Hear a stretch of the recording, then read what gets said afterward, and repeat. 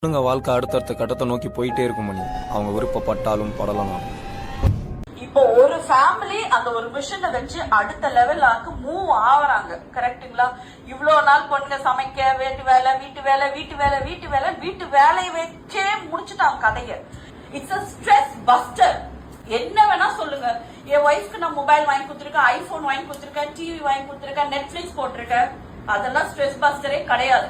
அதுல உட்காந்து பாருங்க, 5 நிமிஷம் உட்காந்து பாருங்க, அப்படி எல்லாத்தையும் மறந்துடுவீங்க, கம்ப்ளீட்டா மறந்துடுவீங்க. ஆமாங்க, இந்த ஃபீல்டில் இருக்கவங்க எல்லாருக்குமே தெரியும் இது எவ்வளோ ஒரு ஸ்ட்ரெஸ் பஸ்டர்னு. ஒரு பீரியட் ஆஃப் டைமில் வந்து இந்த ஸ்ட்ரெஸ்ன்னு வேர்டும், ஆன்சைட்டி, ரொம்ப டிப்ரெஷன், இதுக்கெல்லாம் நமக்கெல்லாம் மீனிங் தெரியாமல் இருந்தது. அதாவது இந்த வேர்ட்ஸ்லாம் நம்ம யாரும் யூஸ் பண்ணாமல் இருந்தோம். ஆனால் இப்போது ரொம்ப ஃப்ரீக்வெண்ட்டாக எல்லாரும் சொல்கிற வார்த்தை வந்து ஸ்ட்ரெஸ். ஸோ ஒரு மெடிடேஷன் பண்ணால் உங்களுக்கு எவ்வளோ ரிலீவ் தருமோ அந்த மாதிரி நீங்கள் ஸ்ட்ரெச் பண்ணும்போது உங்களுக்கு அவ்வளோ ரிலீவ் இருக்கும். So repetitive motion will calm down the brain and keeps the negative thought அவேன்னு சொல்லுவாங்க. அந்த மாதிரி ரிப்பீட்டடாக நம்ம ஒரு விஷயம் நம்ம தொடர்ந்து நம்ம க்ரியேட்டிவ் ஸ்கில்ல வந்து எது வந்து மோட்டிவேட் பண்ணிகிட்டே இருக்கோ அதில் நீங்கள் வந்து ரொம்ப ஸ்ட்ரெஸ் ரிலீவிங் ஆவீங்க. மிஷின் வந்து வீட்டில் இருக்கிறது வந்து வெறும் சம்பாதிக்க மட்டும் கிடையாது.